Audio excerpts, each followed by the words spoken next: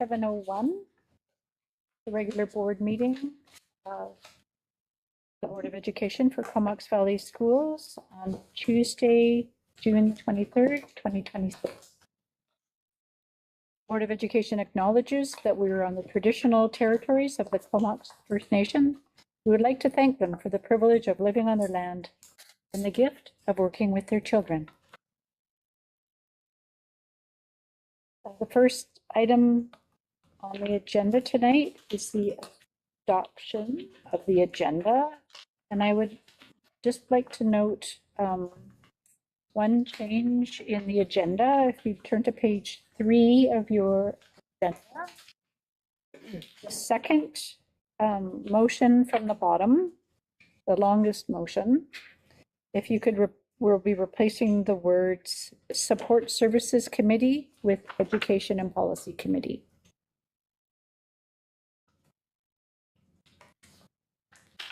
And with that amendment, I'm looking for a trustee to move the agenda. Thank you, Christy.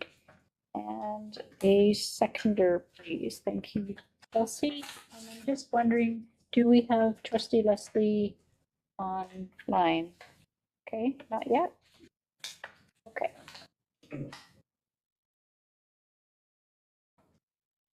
Okay. Can somebody check with Susan if she's having difficulty connecting? That would be great. It's who's on it? So, Chelsea, thank you very much. Fast texter. One finger text. It's not the exciting part of the meeting. This first little bit. So hopefully we can get Susan on before we move into the main part of the tonight. Oh, there she is. Hey. She is here. Yay. Susan, can you hear us? So many spelling mistakes. Hold on. Am I muted? No, we can hear you. Okay, I can hear you. Wonderful. Okay, so we've moved adoption of the agenda with an amendment to one of the motions in policy. And so you'll just notice a change, and you received an email about it earlier today, so hopefully you can roll with us. So next is the adoption of the board meeting minutes, and looking for Chelsea. Could you please read the motion? Sure. Thank you The Board very of much. Education of School District Number 71, Comox Valley, adopt the May 19th, 2026 special public board meeting minutes as presented. And Christy seconding. All those in favor? Did I actually, thank you. All those in favor of adoption of the amended agenda? Okay, thank you very much. Okay, see, checking, okay, okay. Okay, next, the next motion, please. All in favor? Oh, I'm doing really well. Okay, all in favor of both motions before us, and then I promise I'll get right back on track. That's carried. Christy, could you read the next motion, please? That the Board of Education of School District Number 71, Comox Valley, adopt the May 26, 2026 regular public board meeting minutes as presented. Seconded by Shannon. All those in favor? Yeah, I am getting better. There we go. Apologies about that, everyone. Wasn't a test. Next, in the agenda package, we have the record of in-camera meeting minutes of May the 26th, regular in-camera meeting, or June 2nd, 2026, special in-camera meeting, and June 9th, 2026, closed committee of the whole, and this information is provided on page 15 of the package. Jeremy, would you like to welcome or introduce Joe for this next section? It'd be my pleasure. Okay, thank you. We're grateful tonight to hear the results of a very significant undertaking led by our Indigenous leadership team. And tonight, the face of that is Dr. Joe Heslop, who is also here with a guest presenter, Dr. Gerald Morton, who has supported some of the data analysis, along with Elena Jules and Jeannie Lindsay, who will be supporting the presentation as well. Thank you very much. Thank you, everyone. To cast here. Okay, so I hope that everyone has a package. It looks like this in front of them. If not, then you have the board package and you'll be able to find the equity scan report. This PowerPoint will take you through in the top right corner in certain slides, which will point to areas of the report that we'd like you to follow along with. That was Keisha Everson's idea when I presented some of this to the IEC. So first, I just want to also ground us in place here. Mindful and grateful we are on this unceded territory of the Petlatch, the Aitsin, the Shafu, and Sasikla peoples. I've been thinking about this presentation for many years. It's really wonderful to be with all of you here today. Before we dive in here, I guess I'll start right away. If you would like to go to page 8 of your report, you can read through this, and you, for some of the trustees, you will have seen this already, but I think we should start this by holding up the decision makers. That would be the community-led equity scanning team. So many of these folks, we've spent time up here designing the questions, over 45 hours of work, dedicated work with just them in these meetings alone. I want to hold them up for representing the communities that we serve. So I just want to say thanks to them. And also I want to say that when we get to the end of this presentation, start talking about the next steps, this team works towards those priorities. So we don't just use the voices of the community to articulate the problems, but also to work collectively on the solutions. So I just want to start that right here. You will have seen some of these opening slides before, but I think it's worth just noting that when we talk about this report, there is a lot of data that went into here. So speaking about scanning Indigenous communities, you can read all of the meetings. This has taken over 2 years to do. Again, scanning SD71, lots of meetings, lots of protocols that went into and processes into making sure that this scan was done appropriately and safely to the best of our abilities, as well as scanning Indigenous students. So you can see that there. So, and speaking about cultural safety, embedding self-care during and after each of our scanning meetings. And so, and I just want to remind us as well, as we're doing that here today, this is not an easy report. It's not easy to present. It's not easy to hear, and it's not meant to be. So please, when we leave, I know when I leave, I will be taking a sigh of relief. Public speaking is not always fun, but I will also be feeling a sense of urgency and pain as well. And as I say that, I just want to recall, I brought this sign here today. Maybe I shared this with you. I know I shared it in 2021 when I came to this district, because I brought that sign to every single school district, and it has a sledgehammer smash in the middle of it, right where it says education. And it's about St. Mary's Residential School. And I called the elder, I called my elder. I can say that because he says it's okay if I do, and that's Cyril Pierre. I called him today, and he was a survivor from that school. And so this is the last time that I'm going to present with this beside me, and it's been in every school district in the province with me. So yeah, it's an emotional meeting, emotional time. I'm glad he's here with me now too, Cyril. So here we are. We've gone through the phases, and we are now, thank you, Jeannie, for this beautiful slide. We are now in phase 4, where we're talking about direction to district leaders for action. Just want to ask Gerald if you had anything talking about this massive report and the massive amount of data. And I know you've done a lot of work with the Ministry of Education. If you had any words you wanted to talk about the scan before we get into the findings. Very briefly, I first of all would like to thank you for giving me the honor of being able to work with Joe on this. Well, I had worked with him in the ministry, but this was much better. And the second thing is the honor of working with the Quest team, of the discussions that we've had, because it was truly amazing.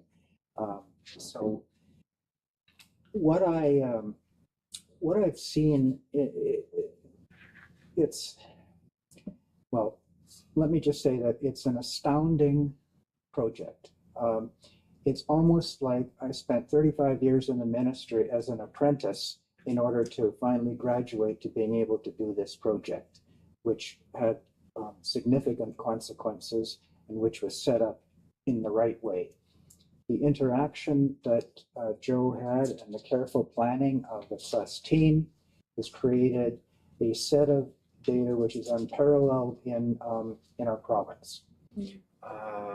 The connection of rich qualitative data with the quantitative data means a powerful and balanced understanding of what is actually going on here. This is the this is the dream of anybody who wants to be able to see data going to accomplish good ends. So I just wanted to I'll just say this was amazing to me to see what you've done, and I am really honored to be working on it. Thank you. Just one minor correction would be that you threw some stuff my way, which is actually goes to Chetty, Lelena, and Jeannie about how the scan took place. Stepping back, I was just following orders. To be clear. Okay, so we're going to get into the report here. So, and I do hope that this is the first time that some of you will be reading it, and the first of many.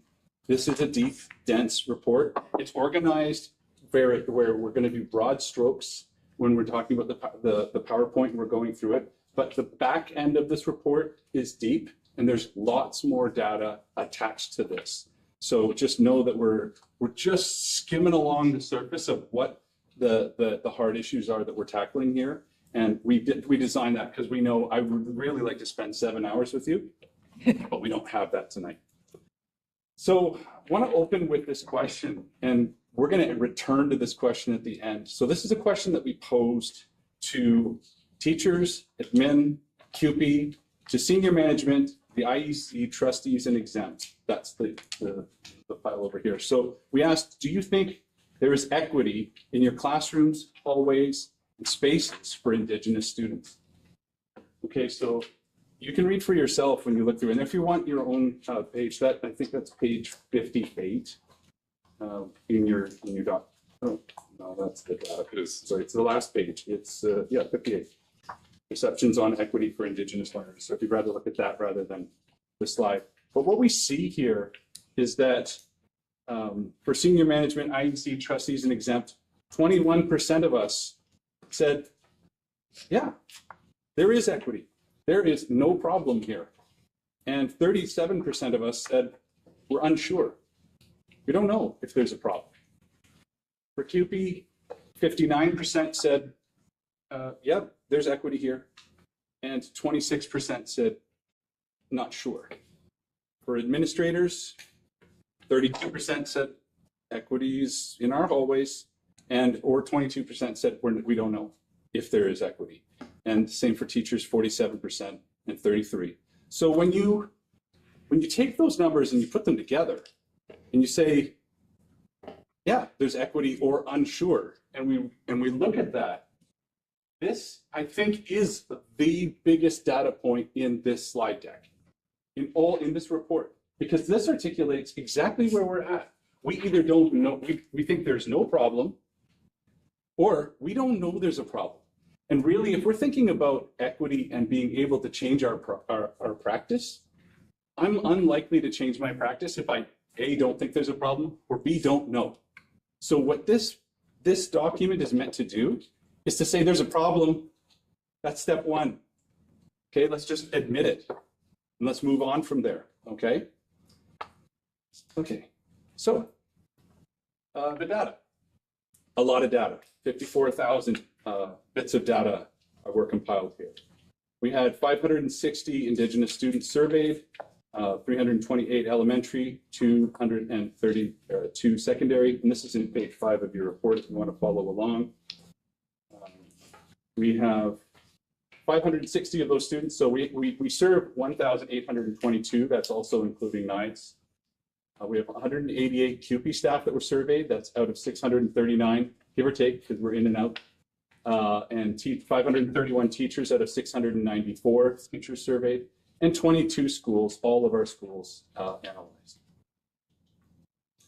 So if we look at page 6 and onwards, these are the words about like the local education agreement, the enhancement agreement, distinctions-based approach, professional standard 9, and all of the teacher standards. And these are the intents and the obligations of the words that guide our district, right? And guide our profession.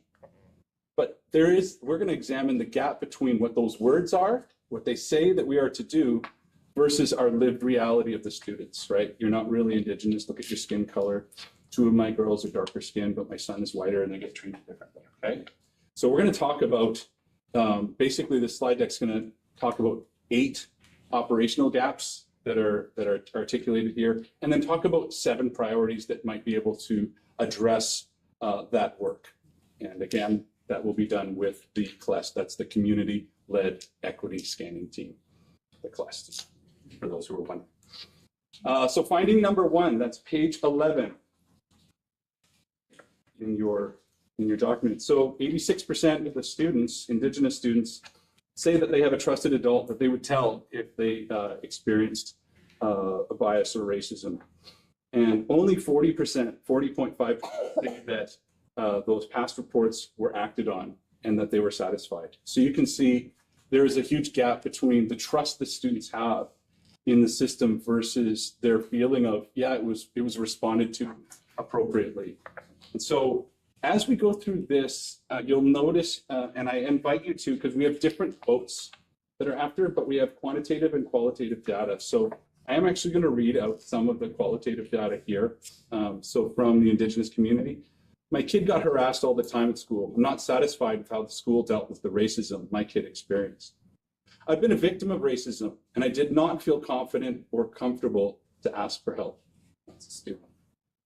Teachers desperately want to do well by our vulnerable students, but we can only do so much when we ourselves are so vulnerable. From an Indigenous community discussion, things have gotten better, but 2 years ago, a teacher humiliated an Indigenous student in front of the class. So that's point 1, that's finding number 1.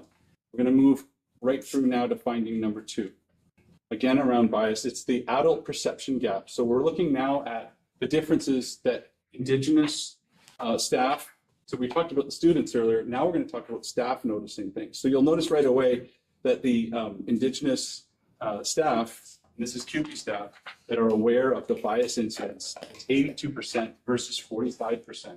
So we don't notice if it's not happening to us, right? Witnessing workplace bias, again, much higher for Indigenous staff than non-Indigenous staff. And that's on page 13 of your report. So we have CUPE there, and then CDTA asking some similar questions. So Indigenous teachers on the left here, when they're witnessing bias, again, noticing much more bias than their non-Indigenous in the green, witnessing bias or racism. And then you can see correspondingly as you go down of those who witnessed it, 70% of Indigenous staff, CDTA members, were comfortable bringing that concern to their administrator versus 83%, so higher for non-Indigenous. And then being comfortable with the resolution of what happened. You can see once again, there's a gap there between Indigenous teachers versus non-Indigenous teachers. So that reflects, that's students, CUPE, teachers. Do we see it? Do we know it? And it's also tied into that first slide. If we're unaware that there's a problem. So we need to point this out. Here's some qualitative. We see racism in our school board and admin as they acknowledge that Indigenous students take less academic courses and they expect less from us. We hear stories. That's from an Indigenous student discussion. Foundational knowledge is key. Cultural safety means looking at our biases and inviting everybody to the circle with open hearts. That's from a trustee discussion.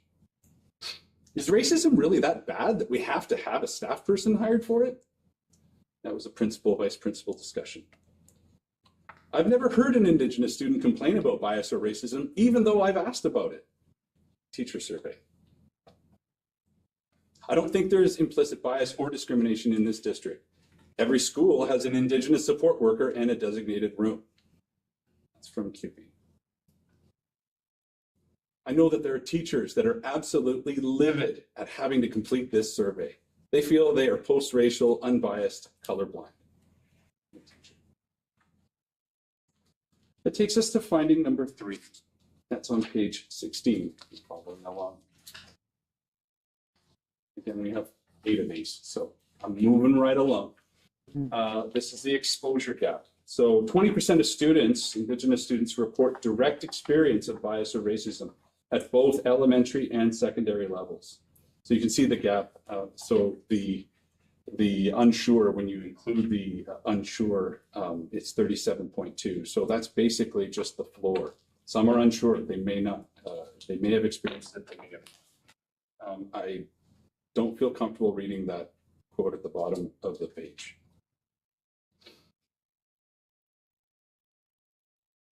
It's hard to know that an elementary student wrote that.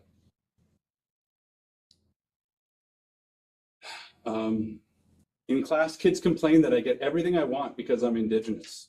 There's another elementary student. People say I look Asian, but I'm just Indigenous. Another elementary student.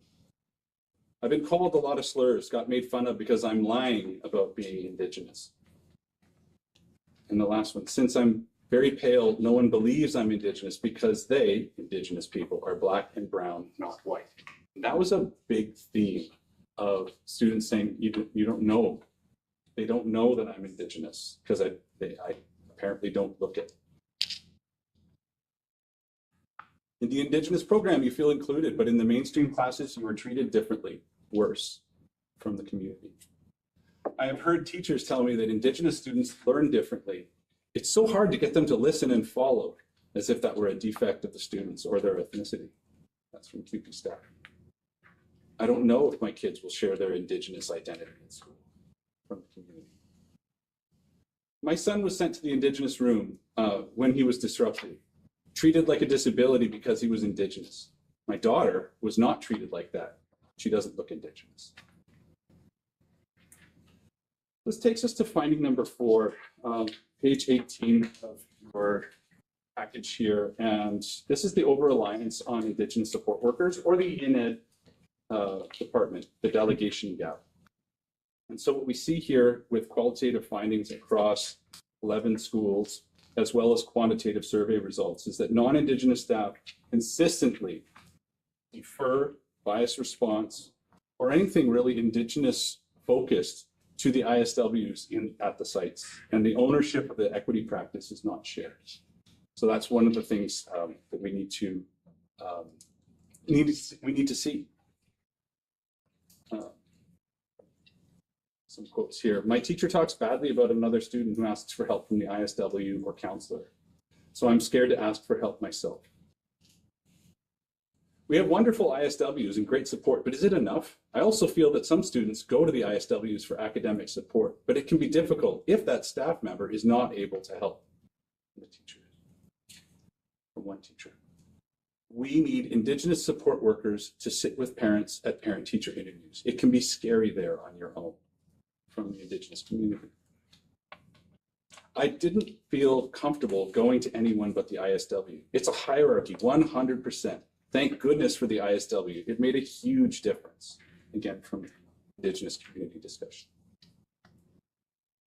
This takes us to finding number 5, the language gap. That's on page 20.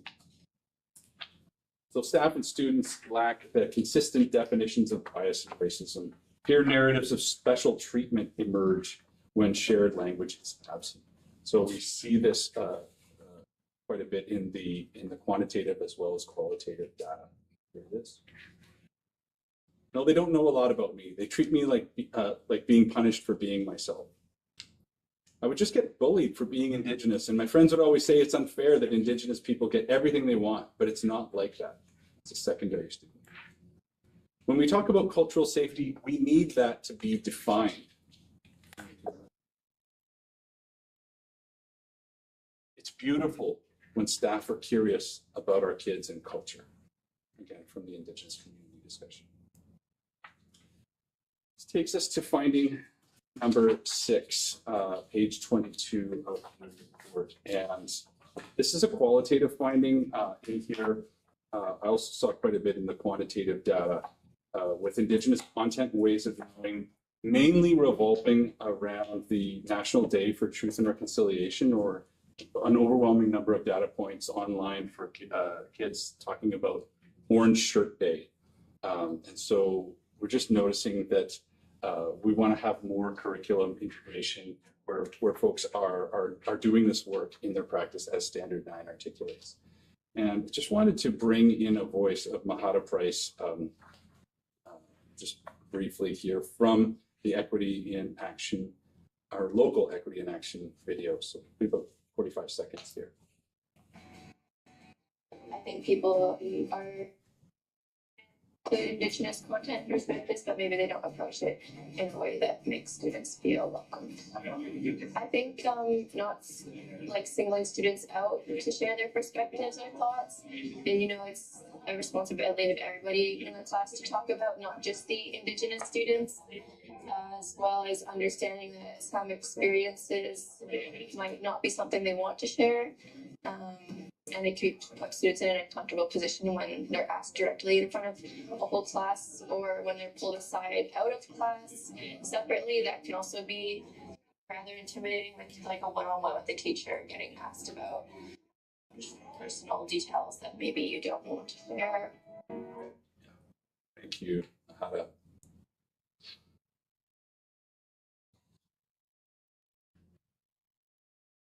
I would like learning it more often than just on Indigenous Day. Students. Balancing the call to support my Indigenous students as judiciously as I can with all the other demands of this profession. Doing the best I can when expectations on teachers are increasingly nebulous and unattainable. From a teacher. I have a fear of being disrespectful when teaching Indigenous content. I'm not sure what mistakes I will make or how to fix them. From a different teacher. Avoid others from seeing it as a singled out area of learning that they, although incorrect, feel it is overdone. This is from an Indigenous secondary student. This takes us to finding number 7 with NIDES and the non-NIDES students. As you know, the report really, when anyone went into the survey, we parsed out the NIDES versus not NIDES.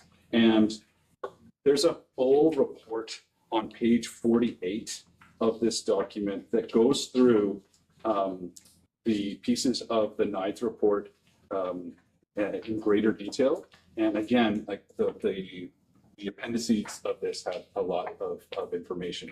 And I'm quite certain that Gerald is not done with us. He's still analyzing the data and finding other pieces. First, let's look here at the contextual gap here. So both groups have commonalities here. Teachers and ISWs are trusted, the most trusted adults, and school experiences are mainly positive. The difference is around harm and repair. So for the non-NIDE students, that's the students here in the Valley, they face bias at nearly twice the rate. And when they report it, the repair is less likely to follow.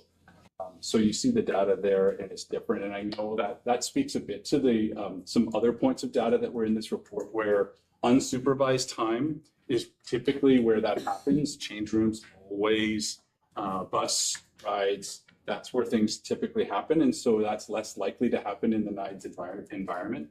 And also acknowledging that the NIDES data from those students, we don't know if they're also articulating some of their experiences that happened in Prince George or in other areas, right? So we really wanted to parse out that data, but I do urge you to look through, because there are some really interesting points of data between the NIDES and non-NIDES students here in the Valley. some quotes here. Constantly mentioning and treating Indigenous people like sore thumbs is the literal root cause of racism towards Indigenous people. That's from a NIDE student, secondary. I've seen racism and bias towards other students go unmentioned. This is from a student from here in the Valley. The only discriminatory comments I've encountered during my time at work have been from other teachers. It's a teacher survey. I feel safe around my teachers and I know the adults care for me, another NIDE student. This takes us to our final finding for this report, and knowing that the findings really, when we started thinking about this, I talked to Gerald because I had done some data crunching myself and thought, oh my gosh, like how do we narrow this down? And I know that he may get asked questions about how that occurred. And he told me at the time, but essentially there's a lot of, we could find 32 themes, right? But we're really looking for the most prevalent themes. And these were the ones that continually came up again and again. So the accountability gap, this is looking through our qualitative data, again, through the 11 schools that participated in those inquiry circles, as well as the quantitative data from the 22 schools, reveals uneven equity practice. So depending on the school that you're in, it is dependent upon what kind of equity outcome you're going to have.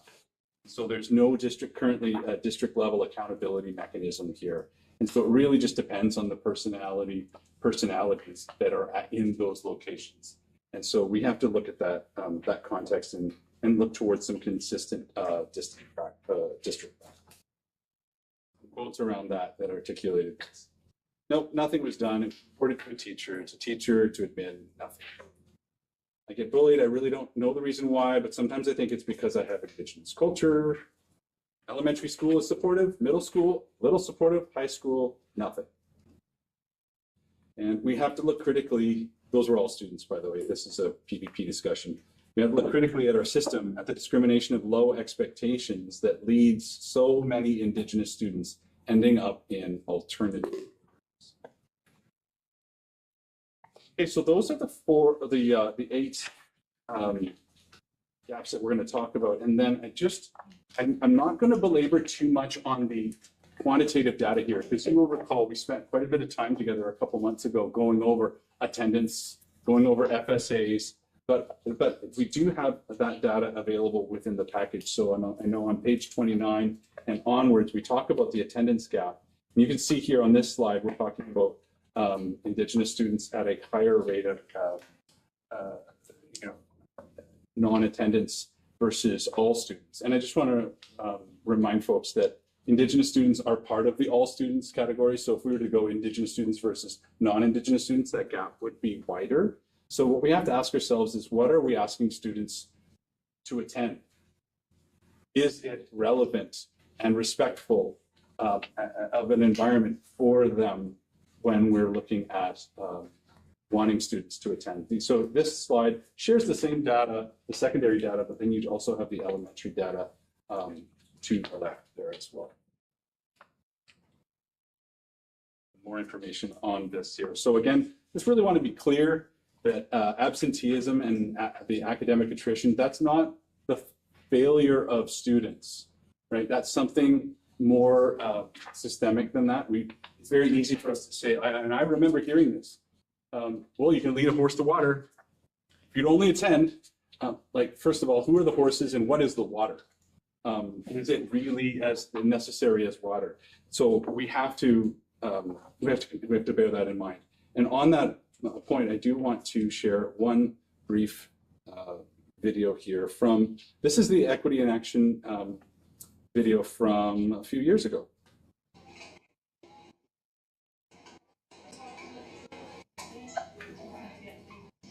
A lot of the time in, especially my classes, when an Indigenous person makes a comment or says something or shares their opinion, it's invalidated by multiple people, whether it's like laughing or just ignoring it, just kind of stuff like that. It's kind of half and half. You see the people as students? Yeah, mostly students. So I thought that those two students are extremely eloquent. I'd love to share more from them, but I just wanted to place that as when we're thinking about attendance, we really want to think about the environment that we're asking students to be. Did some analysis on in-school and out-of-school suspensions, and just a reminder that Indigenous students are 16% of the population. This is on page 30 if you're following along, 30 plus, because there's a couple of pieces where you can see fighting, drugs, racism, disrespect, vaping, behavior. These are just some of the categories, some of the larger categories of suspensions, and you'll notice just for the objective infractions, that means I caught you vaping. These are the objective ones on the left, but on the subjective ones on the right, notice a huge outlier with disrespect. You're being disrespectful. And I think one of the things that we may look into is, what is our version of disrespect? I remember going and learning that in a lot of Indigenous cultures, eye contact, direct eye contact, is actually disrespectful in some places when you're looking at an elder or someone older than you. And yet if you come from a culture where it's like, hey, you're not looking me in the eye. What are you hiding? And say, I'm actually showing you respect, but that's seen as disrespect. I'm not saying that's the reason for 71% of our out of school suspensions being given to Indigenous learners. But that's just one lens, one layer. If we don't know, and why are we subjectively placing that in? And I do know that the non-Indigenous students have a higher in-school suspension for disrespect. So that is an unusual data point, right? If you're Indigenous in this district in 24, 25, you're more likely to get an out-of-school suspension versus for disrespect versus a non-Indigenous student being disrespectful but getting an in-school suspension. I found that interesting, and I will be tracking this year's data as well. So here's a question we asked the students. What do you wish non-Indigenous students or adults knew about Indigenous peoples, cultures, and histories? I wish they knew more. Not much people have knowledge about Indigenous people. Secondary student. That there are more of us than you think. We deserve to feel proud, like we belong. Another secondary student. I wish my teacher understood to not be so old school and strict. I wish they knew how hard it is some days to come to school. I'm an elementary student. But I have a rich cultural heritage.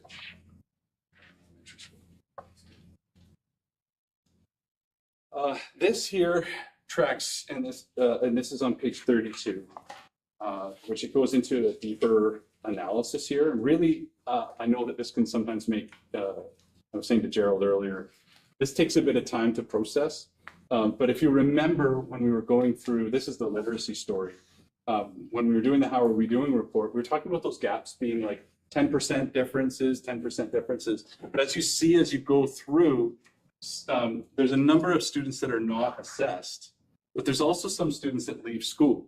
Now, in the younger grades, we assume, you leave school, you're moving to Alberta, you're going to a different school system. But as we get older, leaving school can mean something different. And we see that number gets more and more. So if you look at who's not assessed versus who's leaving school, the gap between Indigenous and non-Indigenous is not so great when we're thinking, oh, we're only 10% off or 10 points off. That's of those who remain, right? So I really appreciated Gerald's idea here of saying, I want to read this from the report. It's from page 32. A child who enters kindergarten today will graduate in 13 years, if they graduate. The literacy and numeracy data we review in grade 12 is not a current measurement. It is the final accounting of 13 years of schooling. Every number in the grade 12 column was shaped by what happened in grade 1, grade 4, grade 7, and every year in between. I also look to the, where is it here that I'd like to get to? I know I'm going to talk about the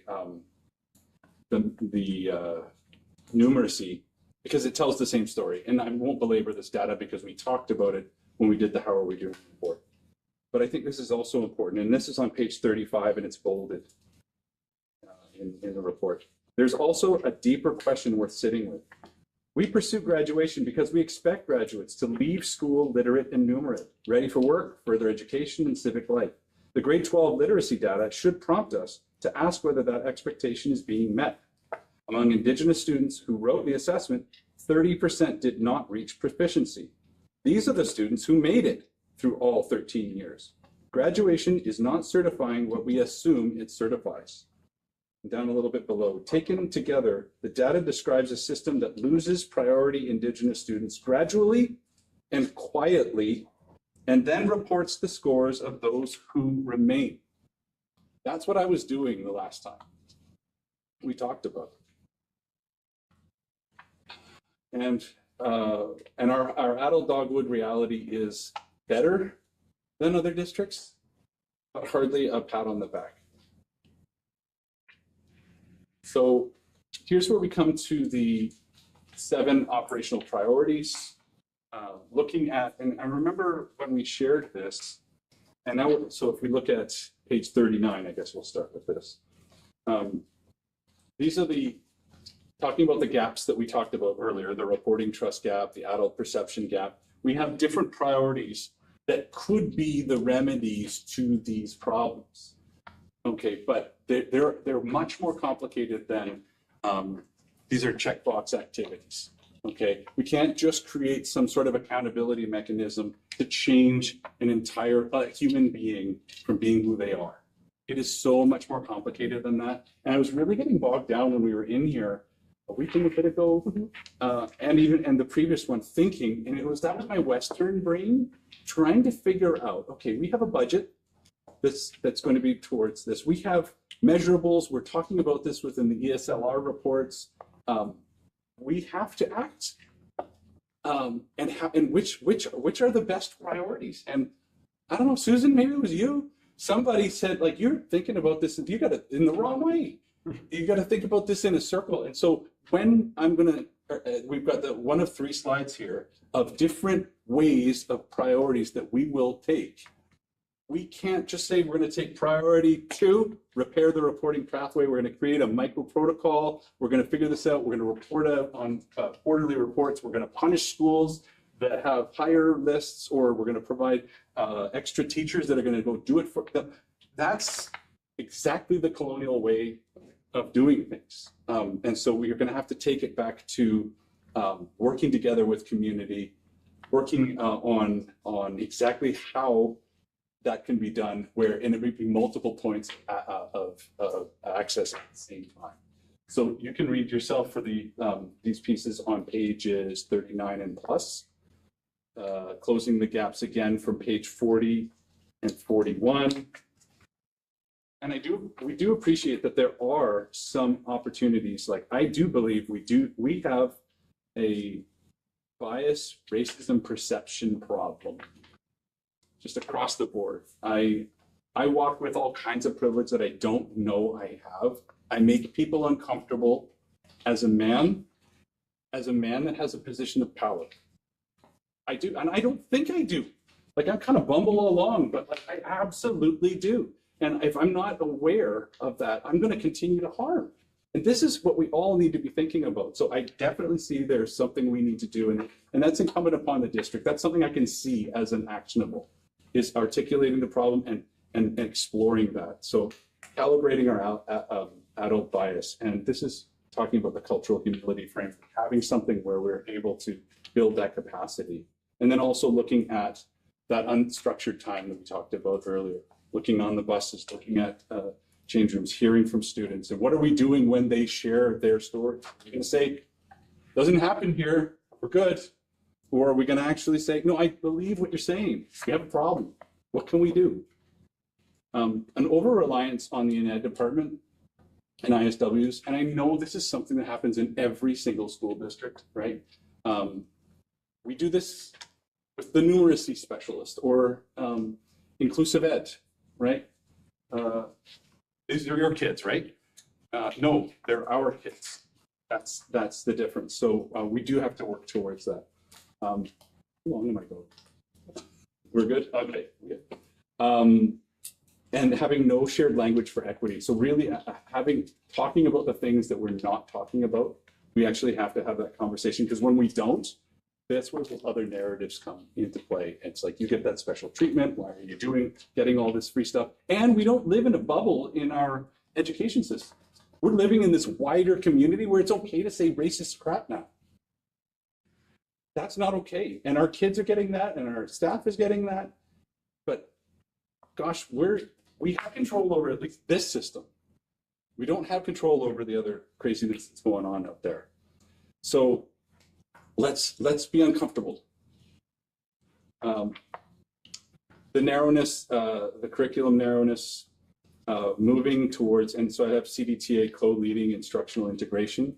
We will work together with the partners and ensure that we're doing this work, right? And I do believe, I'm gonna pause here because I want to make sure I really do hold up CUPE, CDTA, PVPA, like this, we are in a magic moment where I go into the CDTA office and I say, we have uncomfortable things in this report.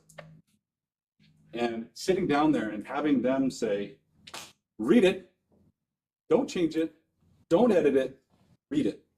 And not only that, but we'd like to stand behind it, this work that needs to change. We want to be partners. I mean, that just doesn't happen very often. And so thank you. I can see so much amazing work that's already begun. So I don't want this to just be you feeling like we don't have an amazing bedrock of work that we can do here. We do need to build that accountability mechanism though. Whatever that looks like, we do need to have something across the district that says, this, we're accountable. We know that there's a problem. There will be actions taken when we are experiencing bias and or racism. That we must do that. We can no longer listen to stories, the same stories, and have the same tired responses. We have to do something. Okay, nearly done. But the report is not done, nor is the work. But there are some things that I would like to share because there are a lot of things in this report. There were a lot of comments from teachers, from principals, from trustees, and from CUPE, like from everyone that just made your heart go, oh, we got this. I want to read this one. So the question is, what have you done? This is up to teachers. What have you done to seek out the information needed to teach Indigenous content in a culturally sensitive way? How have you implemented this in your practice? I have abandoned the idea of teaching Indigenous culture as a unit. And I now embed Indigenous ways of knowing into my classroom structures, systems, and routines.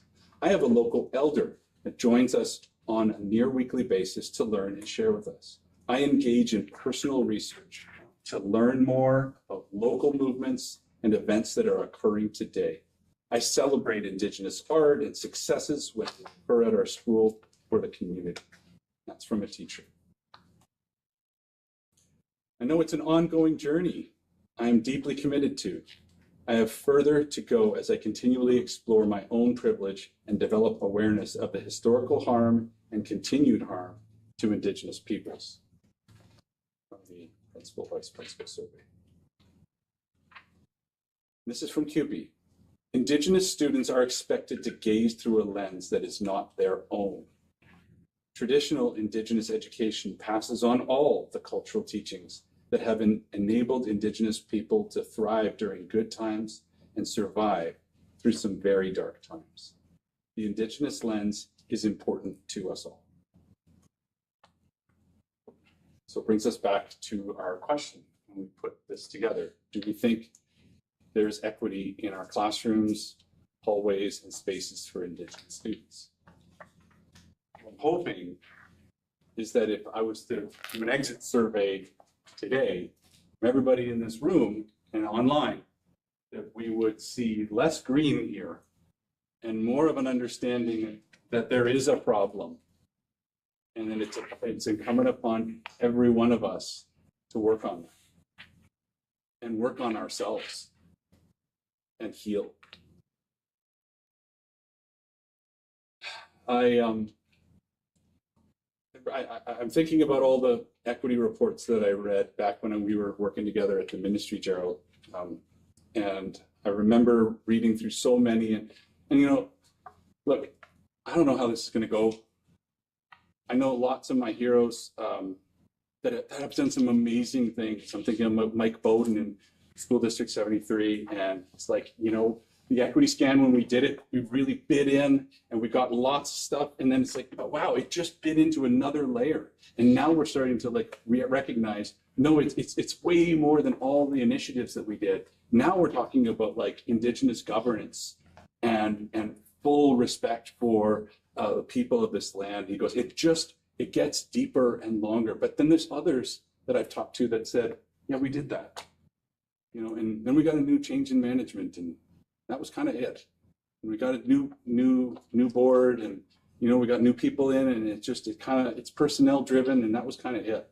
And that's heartbreaking to hear. But they're not us. They don't have our quests. They don't have the community-led equity scanning team working here. And I do want to close with, if it's all right, it's about 2 minutes. Do I have 2 minutes to share this video? Because it's the end. Keeps looking at me. You're looking at me.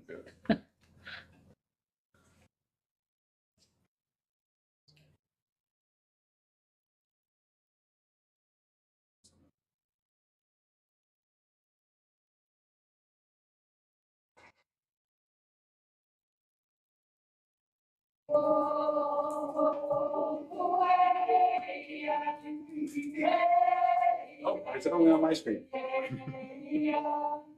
Let's try again. Have any ideas? There are not enough tabs open. I'll stop sharing.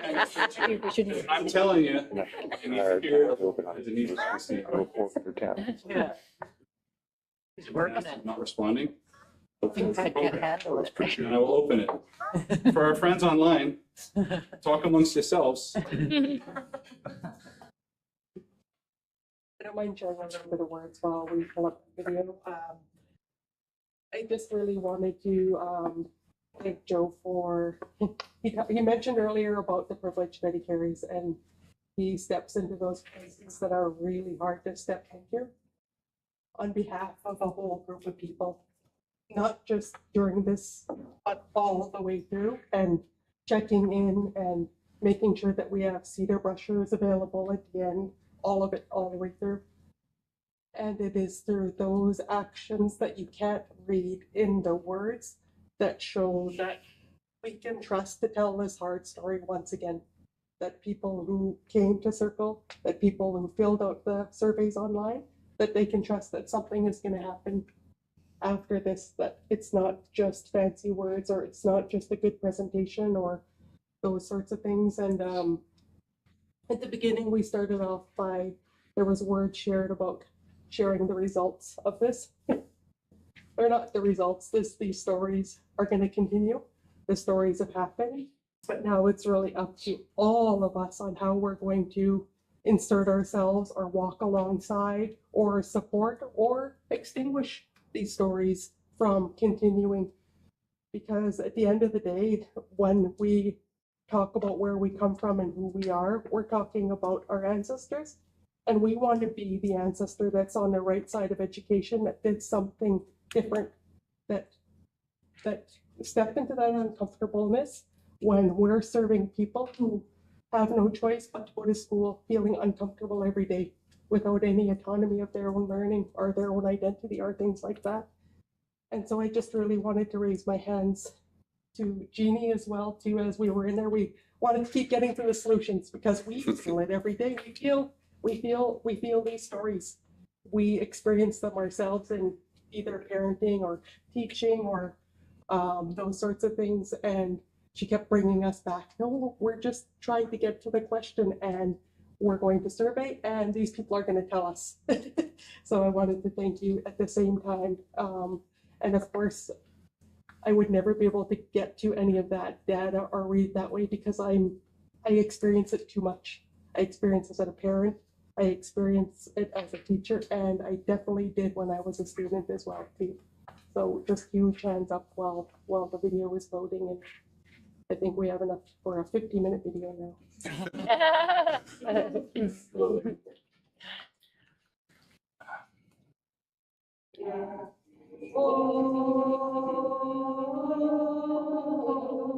The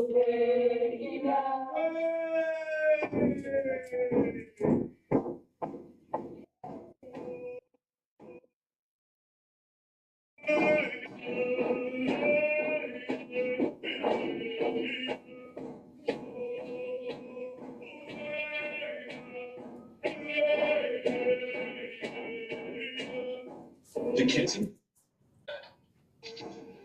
they would love if a teacher didn't know anything about Indigenous education, but they stated it and they said, I know I'm going to make mistakes, but I'm really trying. I wasn't taught this way.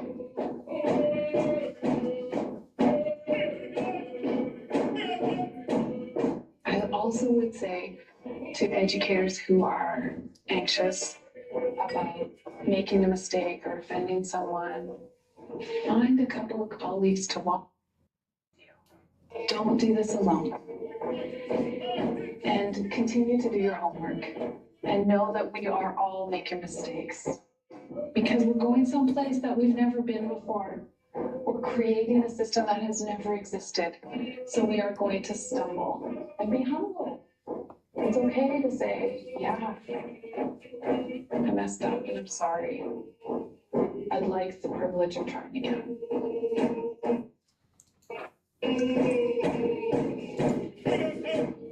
The thing that keeps me going when I think of the painful stories is thinking about the young ones that are yet to be born.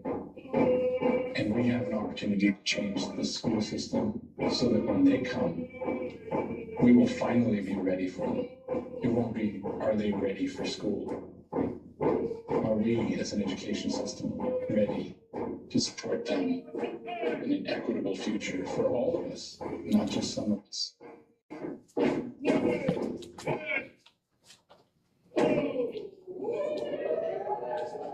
I'm getting a new computer. I have an appointment with Jeremy with Jeremy to get a new computer, and so this is sorry. So that concludes the presentation. Thank you for your time.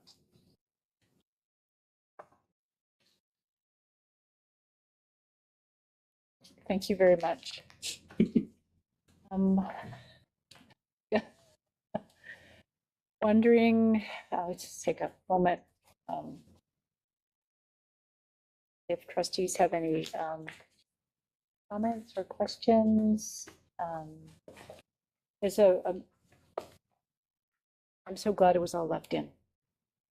Or as much was left in as was left in.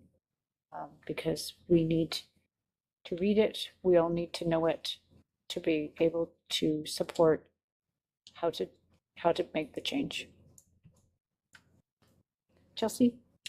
I would only share that the one piece that I obviously at the end, but I'm grateful that you took the moment to share today, though I'd seen the video a number of times, is that having someone in the position that Denise was in, reminding everyone in the system, whether you're a teacher, support staff, friend, PAC member, to be okay and give yourself grace and give one another grace as we like that going somewhere we never been. I think people need that reminder almost daily right now, and I just feel like I certainly hold that pretty close to my heart as I try and figure out how to do work that there isn't it isn't right here how to do it. It's being with people. So I'm just really grateful that you took the time to share that again, and in such a public space as this for us to amplify.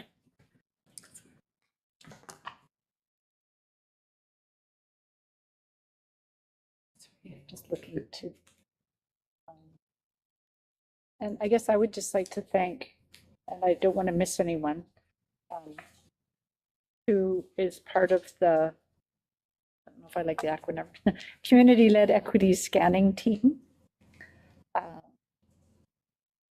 Janine, you say that the full name gets said when you're in trouble. I won't do that because I'm not your mom. And Susan, and it's like Lelena must be in here somewhere. So I just, for the people that are in the room, that are part of this team that is going to keep doing the work. Thank you for being part of the circle, holding the space, navigating your own emotions for the betterment of our entire district. Thank you very much. Susan. Oh, Susan, oh, there we go. I was waiting. I thought you'd be first, Susan. Please go ahead. We can't hear you though. Not quite yet. How about now? Yes, we can. Okay, okay, good. I guess I don't know what kind of comment this is, but I really need to say this is uncharted territory, but it's territory that we're walking on together. And I think some of the very most important thing that we can do as humans in doing this work together, carefully and thoughtfully, is open hearts, open minds, genuine connection, listening from the heart, speaking from the heart, holding space, and looking at learning from where you stand from that perspective. Sometimes we think that we can't do anything, we're just one person, but there's so much that we can do in terms of how we respond to others, how we respond to things that we hear that perhaps aren't appropriate. It's about being informed. Make sure that you're informed about our shared history. And when you have the information is powerful. When you have that information and you have an openness to connect with others, to be a listener, and to do your best from your heart in a way, in your own way, then that's the work that we do together. And it's messy, and it's enlightening, and it's connecting us all through relationship. And I think that's a really good place to start for all of us. I just wanted to say that. Shannon? Yeah, I also want to just take a moment to just express my gratitude for the work that the equity team did, the thoughtfulness in the composition of the team, the processes that were followed to reach out to community and to make staff, in particular Indigenous staff and students, as comfortable as possible and engaging in this process and talking about very difficult experiences. And I guess, I mean, there's so much that struck me about the data and some of the comments, but what I want to raise right now is just struck me with some of the parallels between the work of the results that you that are in the report and that have been shared with us tonight, and some of what we had also gathered through the work of the Gender-Based Violence Committee about the concerns around a lack of common language and that creating difficulties in being able to share experiences, have experiences understood and responded to and repaired. Some of the normalizations of behavior that mean that depending on one's position in the system, one may not be as perceptive to the realities of other people. The findings that most students do have trusted adults in the system, but then are also finding those trusted adults to not sufficiently be responding to them. And it seems there's a lot of work to be done, in part in helping those in the system respond to see the problems in the first place and then respond to them when our students and staff are coming forward and saying, I need the support. So thank you for all that you've done so far and the continuing work that Agreed is all of ours to be engaged in. We're all responsible for safety in our system and cultural sensitivity and equity. Thank you. May I, through the chair, respond? Yeah, we're gonna need everyone. And I need to acknowledge that I made a mistake tonight. We need everyone, parents, Deepak. I talk about everyone, that means you. And you had us come and meet with you at the beginning of this year. So for omitting the Deepak from this presentation, I just want to apologize and also lift you up because I'm coming back. And we're gonna need you as well. Thank you, and agreed. Just as you were talking, I recognize I made an error as well. So, thank you. Christy? Yeah, I can't even thank the team and everyone enough for bringing forward voices that haven't felt safe enough to bring themselves forward and bring the awareness to everyone that we can no longer say that I don't know if this is happening or no, this isn't happening. This is happening. And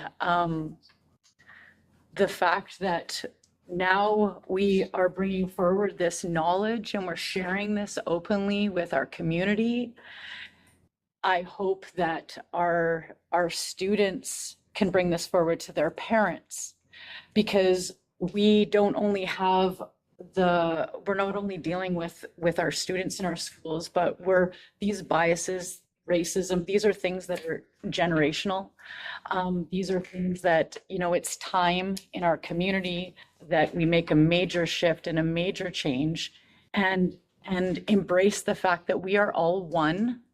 We are all here, and what's good for our Indigenous students are good for all students, and that it's time to heal and it's time to elevate those voices that haven't been heard and that have been marginalized. And thank you so much for all of this work, because now it's undeniable. And now I really look forward to the CLEST team and community to work together to find the solutions on where we can get to a good place in our district for all of our students, and especially for the little ones that haven't even come through yet, because this is our opportunity. And the times are very different today than they were 10 years ago, than they were 20 years ago, than they were 50 years ago.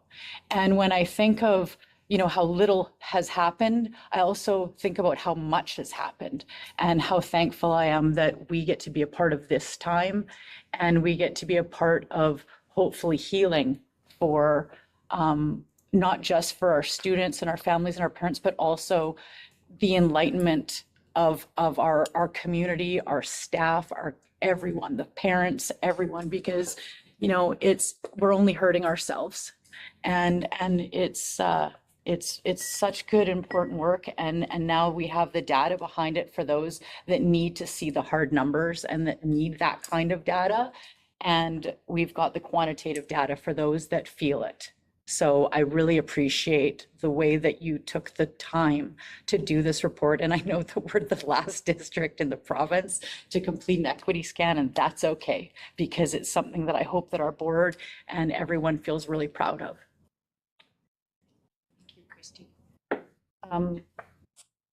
With that, I'm going to move to the colonial agenda that we have before us and ask if there's a trustee that could move the motion to receive the report. Shannon? The Board of Education of School District Number 71, Comox Valley, received the Equity in Action Report dated June 23rd, 2026, as presented. Seconder, Susan? All those in favor? That's carried. Thank you.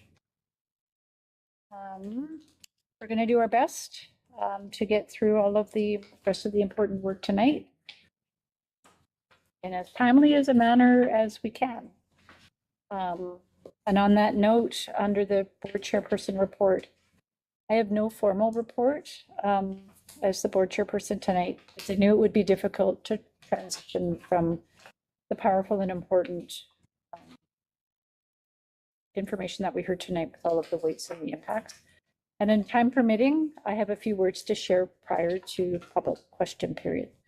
And now I will turn it over to the superintendent to segue us onward into the agenda. Jeremy? Yeah, well, thank you. And thank you to Joe, Lelena, and Jeannie, particularly, not just for this report, but I think when Joe was talking about initially about the equity scan, there was a recognition that there would be harm done in the doing of it. And I just wanted to acknowledge the courage of our Indigenous leaders to read, reread, relive experiences that are painful and that are harmful. I think of the many nights where Joe was here late working on this report, and having, while he's working on the data, more data is coming his way with experiences that he's working to help resolve at a school level, or comments that have been made, and just recognizing that this just captured a small moment in time, and that there is ongoing data that confirms the concerns that are articulated in that report. And I think it's also important to acknowledge Joe, Elaine, and Jeannie, because this is also a moment of transition where they have done the lead work with the guidance and wisdom of the community-led equity scanning team.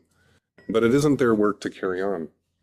It's the primary work of the superintendent and the rest of staff to support equitable outcomes in our school district. So the work of that is not our Indigenous Education Department. And I think it's an important piece to acknowledge that we will continue to require their wisdom and their leadership, but the work is the rest of the districts to do. I would like to thank you, Dr. Morton, for making data into a compelling story. Because there were compelling stories, and although I was not part of the community-led equity scanning team, I did have the opportunity and was invited to the final, the last meeting or two. And it was in an opening circle where an Indigenous leader expressed some frustration at the need for this report, because the report is just trying to quantify the calls for equity and voices that have been asking for change for so long, and the recognition that in dealing in a colonial system, you actually need a colonial report to create the urgency. But the urgency should be the voices of our kids and the lived experience of our staff and students who are saying it isn't working the way it is. And so just acknowledging that the need for the report itself is a failure of our system. But there can be, and I think I was going to ask you to leave the green bars up, but I think that that's a telling story. The green bars that say we don't have a problem. Like if this report is shared and seen, even in a firm colonial mindset, the data is compelling. The numbers say what is true, and we have to be willing to sit in that discomfort. And a system, we need to move at the urgency that the community we serve is asking us to move, not at the comfort level of the adults that are in service to the students that are in our care. So I just wanted to add my voice of appreciation to the community-led equity scanning team, the many Indigenous students, families, and rights holders and community members who shared their perspectives, their insights, and their wisdom.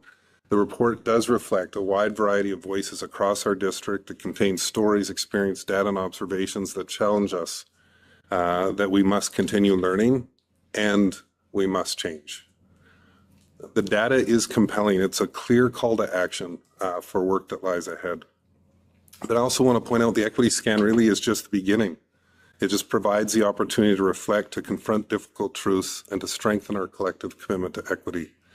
And we can't be deaf to the voices that are asking for change or blind to the reality of the lived experiences of our students and our staff that are part of our learning community. And I also want to point out that it isn't an extra It is so closely aligned with our current strategic plan, with the values that we uphold, with the intention to lift each learner to thrive, grow, and share their unique gifts. It is the work. And I wanted to reiterate that it is the work of all of us. And I'm so grateful, and Joe mentioned, to be surrounded with partners. This is a moment in time where we can capitalize on the urgency and the willingness of the people who are in this room and represent the other parts of their organization, parts of their group that are not necessarily in the room with us now. So thank you. And while we move into other parts of the agenda, I also wanted to talk, this is June. This is a celebratory time in schools. And what a beautiful story to share tonight about a very special individual. We don't usually bring up individuals' graduation when we have 600 plus graduates, but I think this year it is worth marking this moment to talk about a very special individual who recently joined the graduation celebration at both NIDES and the district's Indigenous graduation celebration recently. And so I just wanted to take a moment to honor and recognize Comox First Nations Elder Donna Mitchell, this year's oldest and probably most celebrated graduate. But her presence was a powerful reminder that learning is lifelong, that education takes many paths, and that it's never too late to achieve a goal. Donna's accomplishment is inspiring and one of the many powerful stories that is reflected in this year's graduating class.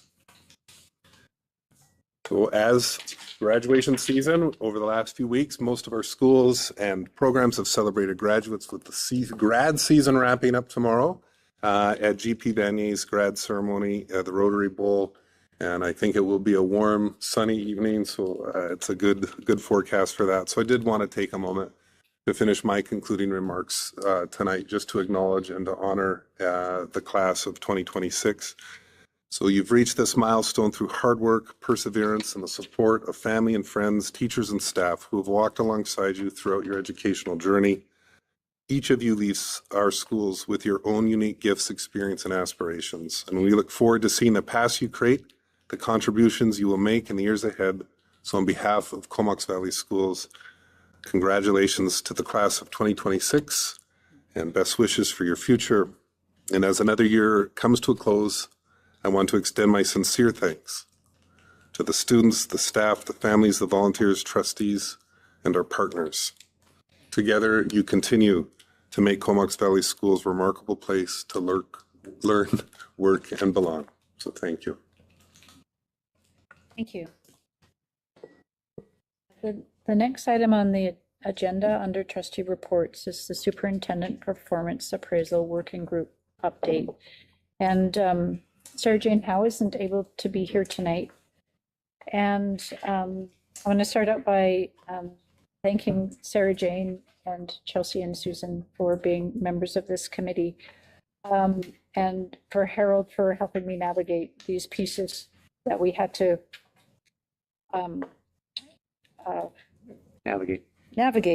pivot to, because Sarah Jane wasn't going to be here tonight, because really it should be Chelsea or Susan saying this. So I hope I do it right. So the appraisal process has concluded with very positive results. And this reflects Jeremy's strong commitment to and strengths for the leadership for our district. And I want to thank everyone who participated in the appraisal process. And we look forward to many more years of working with Jeremy as our superintendent. Chelsea, if you have anything else to add, or Susan? No, I'm okay. Yeah, I'm grateful. It was great working with Harold, and I know that I just think that we had a lot of really incredible engagement throughout, and as much as a lot of it was like strengthening and celebrations, there were also some really valuable conversations that came out of the process, and Suzanne and Jeremy together, I think, had some great work that I'm excited to venture forward. And I want to apologize if it looked like I was laughing in your speech. I was trying to read Harold's writing. I've worked for a lot of doctors before, but anyway, But thank you for helping me with my words. Yes, please. Oh, thank you. Yeah, I just wanted to share, I think that the performance appraisal, thank you for saying it was strong, always is an opportunity to reflect on growth areas. And one of the commitments that I've made is to make those growth areas public. And so once we've concluded, hopefully an extension and working here longer, that I will share that with the people who contributed their voice in that process, and share those growth areas so that you can see what I'm accountable for. Next, we're moving on to the Open Committee of the Whole Board Report. Okay. Yes, please. Thanks, Christy. That the Board of Education of School District Number 71 Comox Valley received the Open Committee of the Whole Board Report dated June 9th, 2026 as presented. Seconded by Chelsea. All those in favor? That's carried. And this next section of the meeting, Shannon's going to lead, and I'm going to help navigate the sharing of the motions.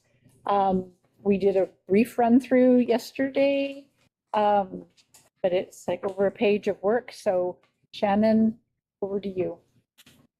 Yeah, so our first order of business is really a housekeeping matter, as we made an error, a procedural error at our last meeting by passing 2 reports from our previous ad hoc policy committee meetings, and we in fact only had one in our board package. So the first order of business is to rescind that. I will begin by presenting the motion that the Board of Education of School District Number 71 Comox Valley rescind the motion passed in the May 26, 2026 meeting, receiving the May 5 and 19, 2026 Ad Hoc Policy Committee Board reports, as the May 5, 2026 board report was not made available to trustees prior to the vote. That's been moved by Shannon, seconded by Chelsea. Any discussion?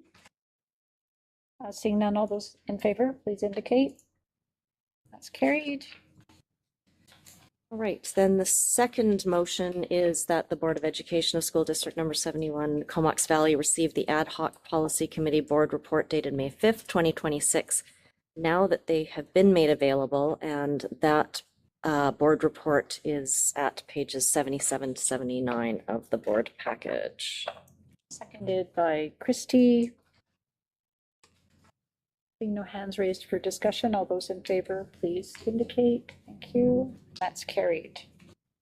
All right, this third motion, but the second one to rectify the error is that the Board of Education of School District Number 71 Comox Valley received the Ad Hoc Policy Committee Board report dated May 19, 2026 as presented, and that is found at pages 80 to 82 of the board package.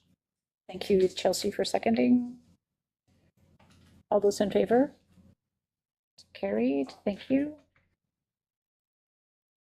All right, and then we have had a meeting on June 16th, but that report will be presented at the end of the rest of the motions.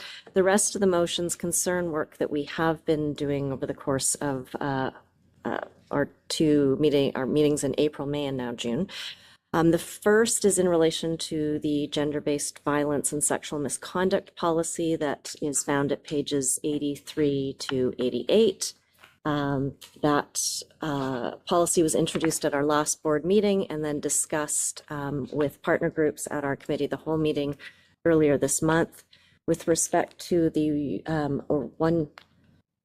one piece of feedback that we got was the request from the CDTA that the policy scope be expanded to include not only students but also staff, and we did some work looking into that and decided to make that change. So there are 2 small changes in language. I think they both fall in with objectives, which are found at second page of the policy, page 84 of the agenda package. Just changes in language to remove reference only to students, changing instead to individuals, which would encompass both students and staff. And And so I will move the motion that the Board of Education of School District Number 71 Comox Valley approve the gender-based violence and sexual misconduct policy as presented.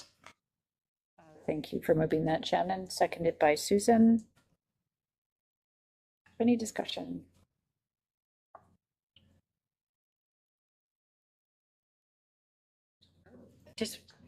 I would just share, it's been a long but important process to get to this place. And I, along with the rest of the trustees, I suspect fully support this motion. On that note, all those in favor? Okay. As I suspected, thank you very much for everybody for their work on this. The Gender-Based Violence Committee, all the advocacy, absolutely. Apologies, Shannon, I'll stop. Carry on.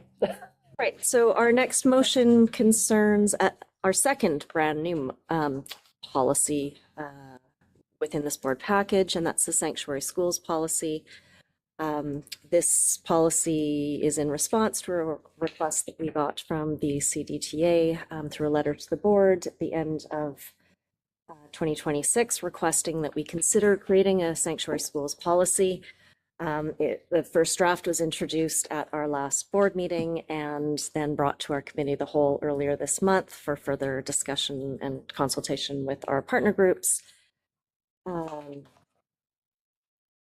believe it is found at page 89, and I think the only change we made to it was one of consistency in relation. There was a line under the objectives that referenced the superintendent making administrative procedures to accord with the policy, and we realized, well, that's pretty much the case for most of policies that don't have to do with internal board relations, and therefore we need to make it consistent. Either that's a statement within all of our policies or none, so we simply removed it, knowing that that is within the purview of the superintendent. So I'm going to move this motion that the Board of Education of School District Number 71 Comox Valley approve the sanctuary schools policy as presented. Seconded by Chelsea. Not seeing any hands raised for questions. All those in favor? Carried. And our thanks to the CDTA for bringing that forward for consideration. All right, our next motion is in relation to the board committee policy. This isn't a new policy per se, but it's pretty much a rewrite of the old one, so it's comparable to a new one, but replaces an old one. It's found at pages 90 to 109, and it too had a first draft presented at our last board meeting and then brought to our committee of the whole earlier this month for consultation and discussion with our partner groups. And again, it is a real rewrite of our policy, or our different committees, creating three specified groups of committees, providing definitions of them as standing committee, ad hoc committees, and then subcommittees, and a more precise process in relation to creation of the committees each year, who sits on the committees each year, and how they will be scheduled and conducted each year. And that, if I haven't said it already, is found, I think I have the pages 90 to 109. With that, I will make the motion that the Board of Education of School District Number 71 Comox Valley approve the board committee policy as presented. And amended. And, oh yes, and amended. Right. Or as amended. As amended, yeah. Yeah, my apologies, Shannon. Revised board committee policy as amended. As amended. Thank you. And seconder by Christy.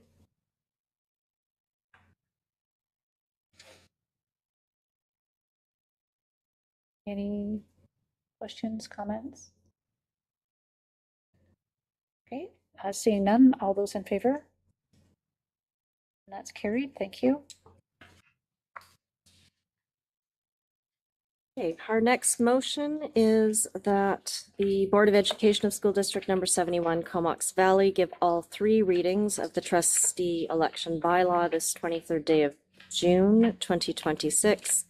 This motion must be carried unanimously to proceed. The trustee election bylaw is found at pages 110 to 129 of the board package, and was revised in light of the upcoming trustee elections and some slight discrepancies in electoral boundaries that needed to be addressed prior to, well, the end of this school year, essentially. Seconder, please. Chelsea?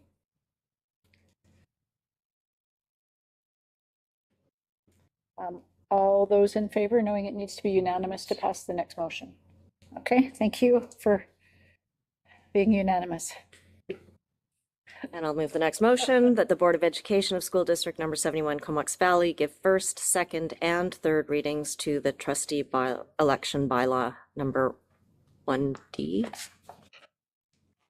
Seconded by Christy. Any questions or comments about this election bylaw? Seeing none, all those in favor, please indicate. Thank you. That's carried.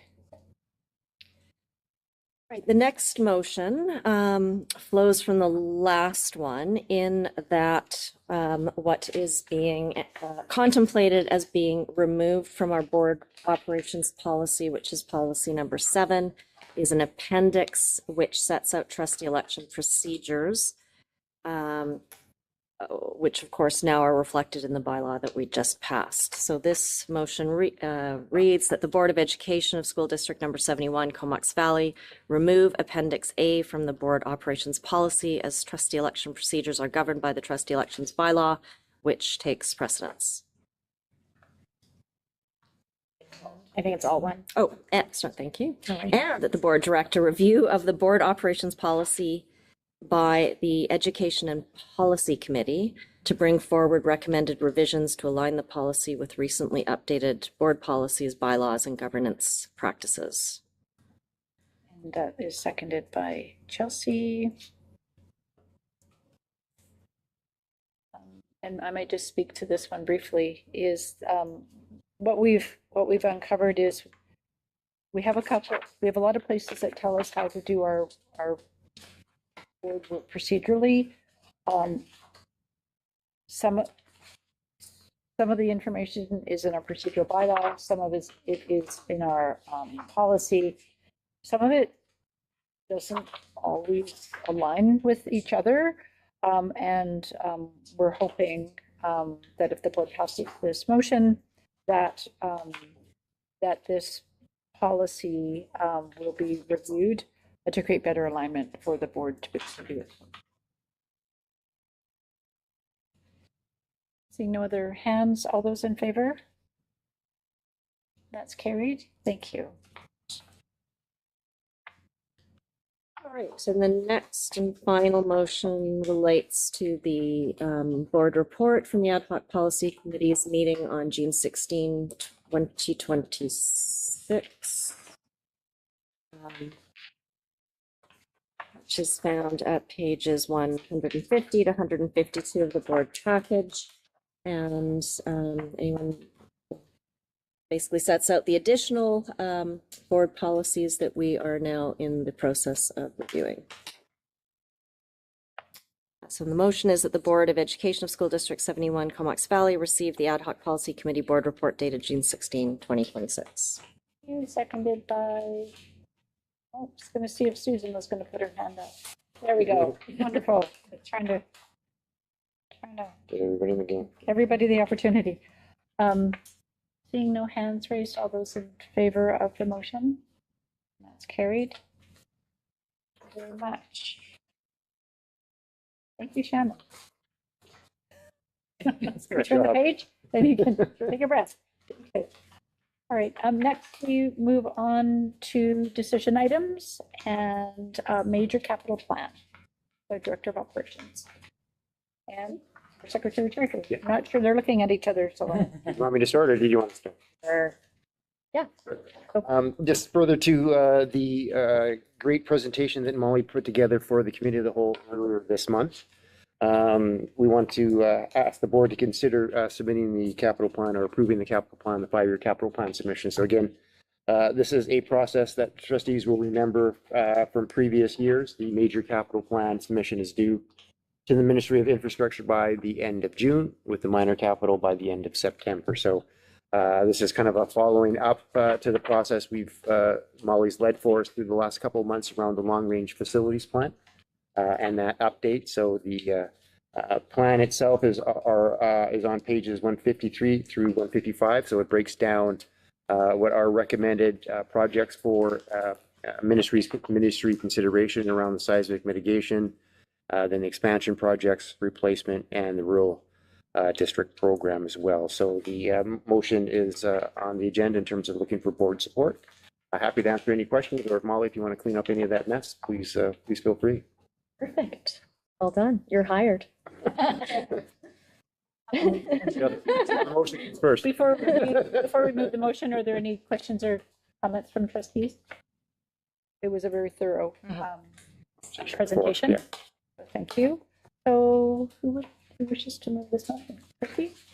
That the Board of Education of School District Number 71 Comox Valley, in accordance with the provisions under Section 142(4) of the School Act, approved the proposed 5-year capital plan, major capital programs for the 2027-2028, as provided on the 5-year capital plan summary for 2027-2028, submitted to the Ministry of Infrastructure. Seconder, please. Thank you. Chelsea. Seeing no hands for last thoughts, all those in favor, please show.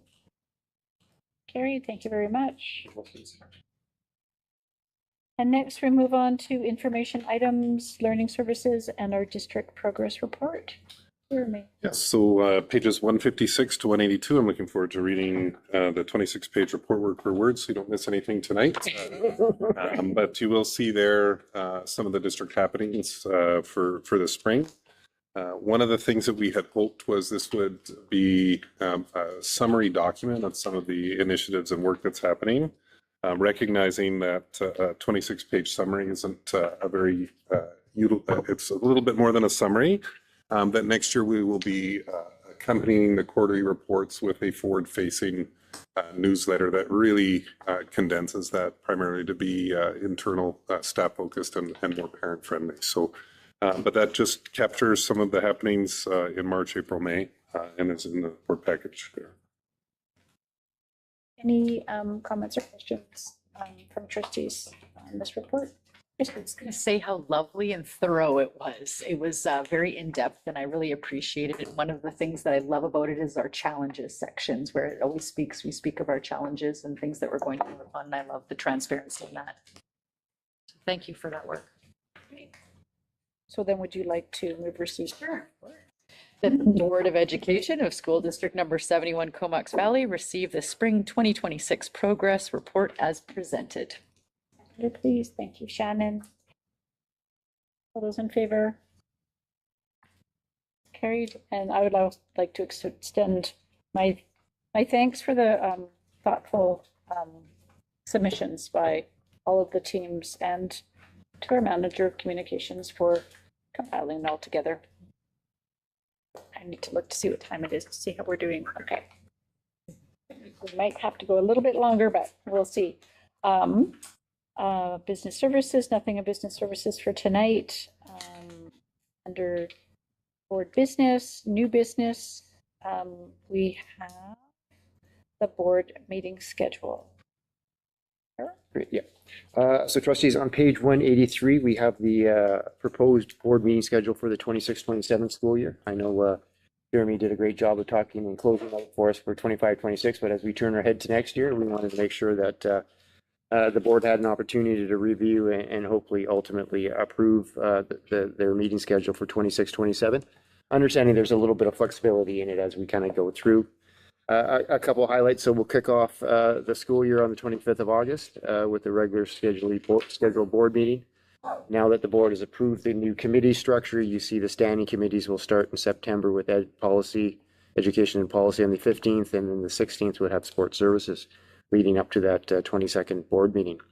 Other couple of interesting notes. So with the trustee election on the 17th of October, we've got a proposed oath of office ceremony on the 27th of August, which will allow a learning session, October 27th, which will lead into kind of a starting of the introductory or the orientation process for the new board with a learning session, and then have an inaugural meeting scheduled for November 10th, at which time the board would elect their chair, vice chair, and the representatives for BCPC and the BCSTA as well, and then get into the regular rhythm of the board meeting at the end of the month, and then policy meetings in December. The other thing I'll note very quickly is the short month in March with spring break.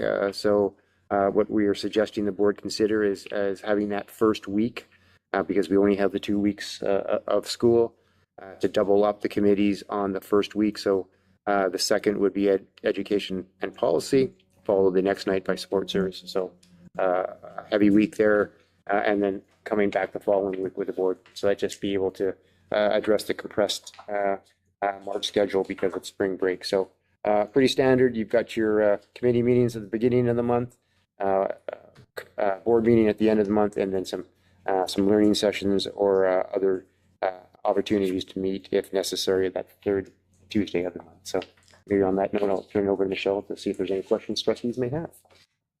Any questions or comments? Seeing none, who would like to move the motion? Chelsea?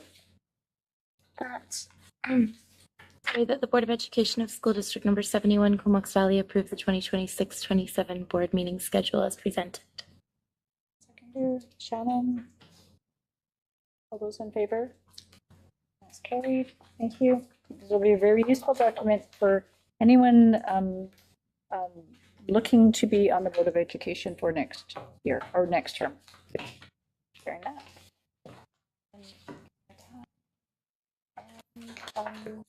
Next, we have the 2026-27 board work plan.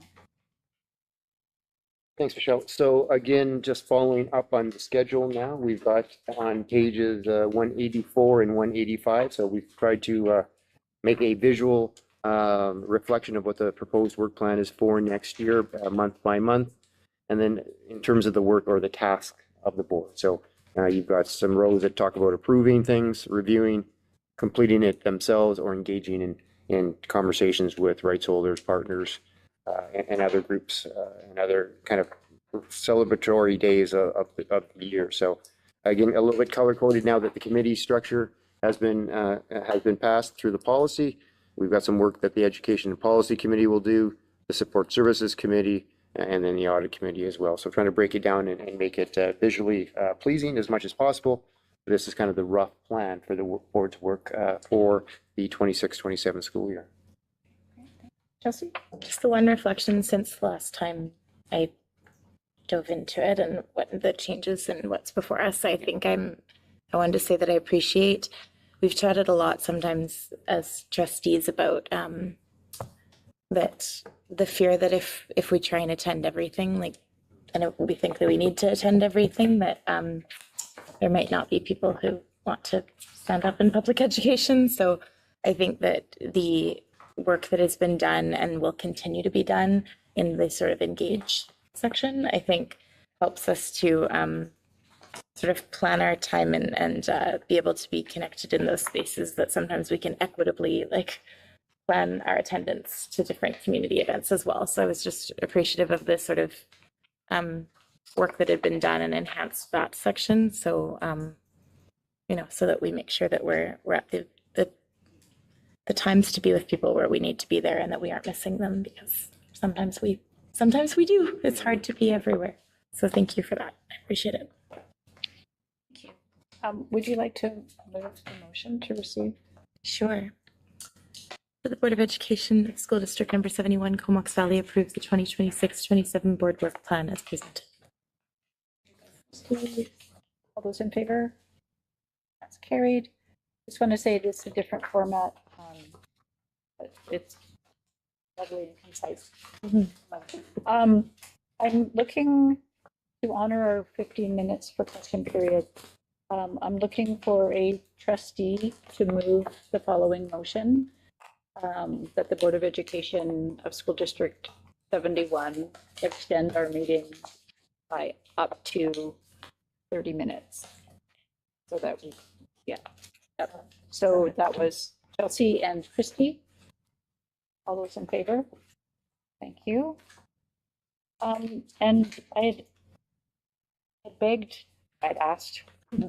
mentioned that I wanted a opportunity to share what I wanted to say right before public question period to the board. It's sort of a timely spot. Here goes. I'd like to take a brief opportunity to share a few words, and I believe these next words would be on behalf of the board.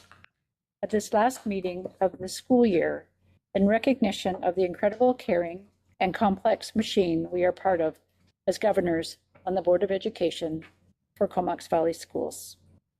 For every student that navigated, used courage, found joy in and their path on their education journey, thank you. Thank you for helping make our classrooms, schools, and fun things connected to schools a better place because you are in it. Over the last week, as students have shared with courage areas of their school experience that has been inequitable, we as governors and staff in the system need to continue to have the courage to confront and change our system, to ensure that each learner is able to thrive, grow, and share their unique gifts. For the parents and caregivers and volunteers in our schools and school programs, thank you for your voices, perspectives, hard work, and focus on making our school communities the places for all children to thrive. For our incredible educators and adjacent educators, which includes everyone who works here, which includes everyone whose work and passion here at Comox Valley Schools directly and indirectly creates and imprints a direction to best support our students. Thank you. This is everyone that works in our district, in case you got lost in my sentence.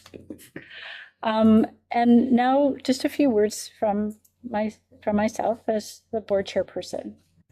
And tonight we're missing a couple of trustees. So Trustee Janice Caton isn't here, and Trustee Sarah Jane Howe isn't here. Might have been a little more fun if they were, but here goes. So for the trustees, to Janice, for your 20 years of service, I think it's been 6 terms. For Sarah Jane, can you believe it has been 8 years for both of us? Maybe she'll watch the recording. Christy, 6 years of service, 1.5 terms. Chelsea, Shannon, and Susan, 4 years of service each. For the math people, to my left for sure, and to my right, that is a combined 54 years of trustee commitment and service to the students and families of the Comox Valley. Thank you to each of you for your commitment, vision, passion, and attention to both the big picture and the details in this very important work we have done together over the past 4 years. Thank you. And now at some magic time, 8:50, we move to question periods from the board. And I always ask first if there are any questions that have come in online, just so that we can have a chance to read them. And now I look to the large group that's in the room tonight, wondering if there are any questions related to the agenda that anybody has for us. Please go ahead. Sean Holland from the Comox District Teachers Association. I have 2 questions. So the first chair through you to whoever can answer it. Is it typical or is it provincial regulation that only requires 2 nominators to run for the position of trustee?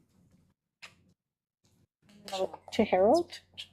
Provincial, I believe so, yes. I think it's regulated that the nominate, you're asking about the nominations for candidate? Yes. Yeah, I believe it's provincially legislated.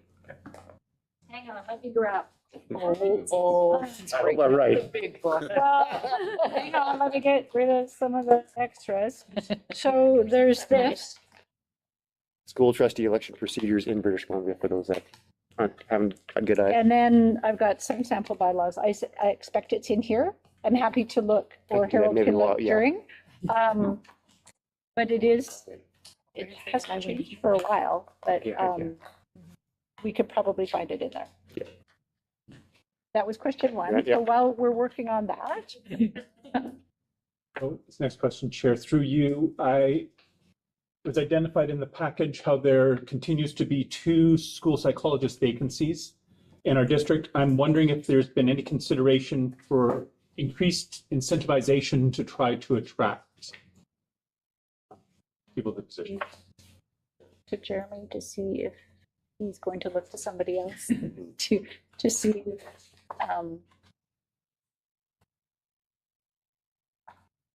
I am not sure. Joe, do you have a response, or is that when we need to get back to the CDT on? I don't think we have a response yet. We'll have to respond. Couple of things we have done is we look closely at the job postings just to ensure that they are up to date and make this Comox Valley location as well as the Comox Valley School District look inviting to individuals. We have advertising quite widely. We just currently had somebody travel up from California specifically to have a look at the district and meet with myself and our psychologist, and is actively working on becoming certified in BC. So that's encouraging. And it's encouraging to know that we are advertising is going far and wide and that we're still seeing some interest.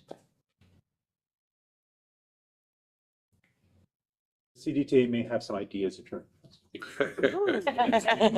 Very your ideas. I think I could answer that.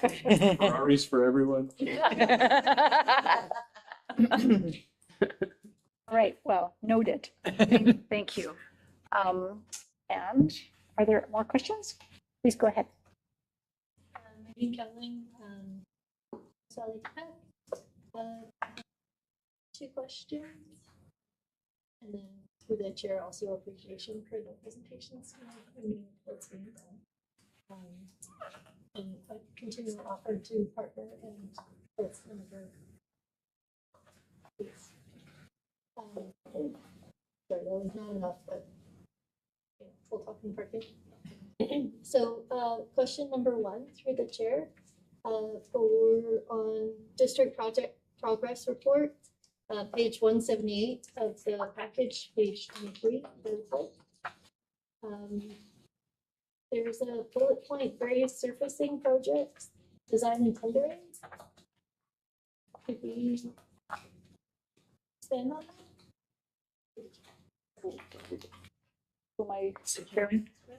Molly, are you able to support an answer? Yeah, sure. So inclusive in that bullet point is the Brooklyn Elementary surfacing project that we're working on that will impact the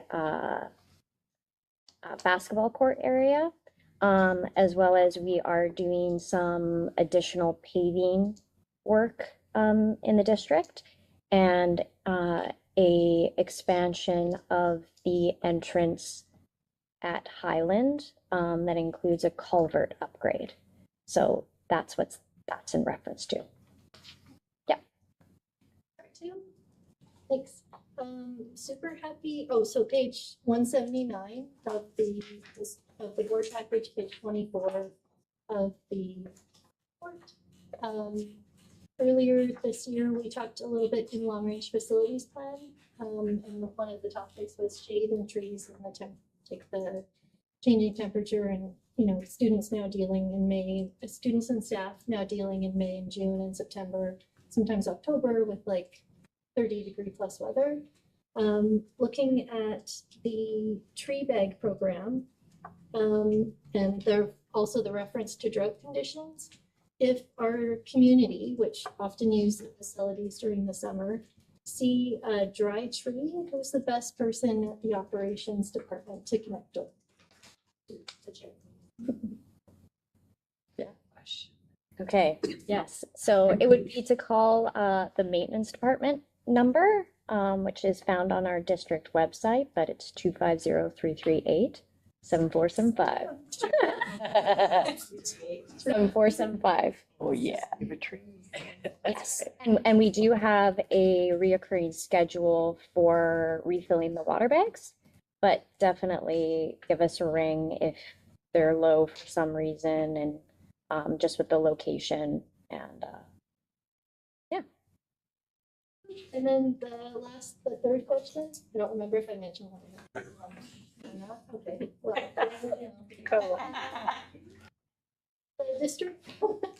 the district progress report is lovely as partners. It's really nice to see, like as mentioned. I'm wondering going into the fall if there would be through the chair an opportunity to make the reports like somewhat more collaborative. Sometimes we're sort of as partner groups being talked about, but we're not, there's no way to necessarily clarify if the information is like mutually felt, one could say. And I raised that in the time of AI, what is written becomes like, becomes pulled from and then regurgitated correctly or incorrectly.